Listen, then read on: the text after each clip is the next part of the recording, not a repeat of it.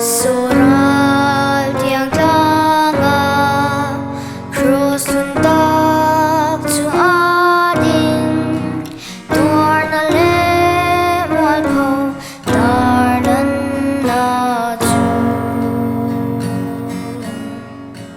kay katan chu cross chu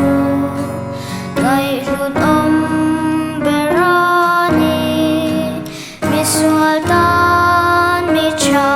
berati si chu cross chu pomin ka buan zela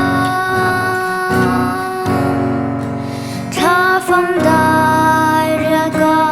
chan ma lo chuan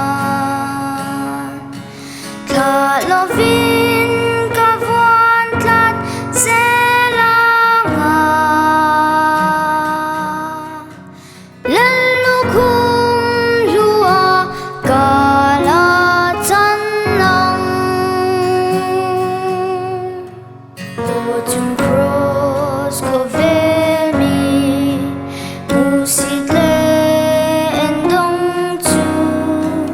kay kalung lai huai tu ania chung pathian de ram no van ro pui kal san nin calvary tlângah put thleng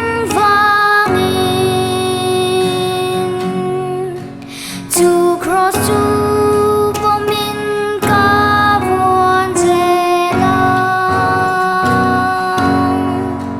kha pham dai ria ka chan ma lo chuan kha lovin ka vuan tlat tlângah lalu khum lua kala chan lang chung pathian shai du le listen bong cross a chuan van noi thang thil moi ka lo lua kay mi sual ngai dam le min ti thiam lim turin kalal pa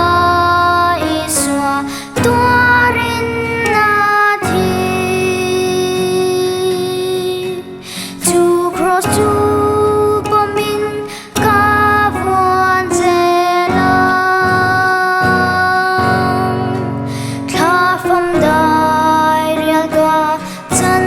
ma lo chuan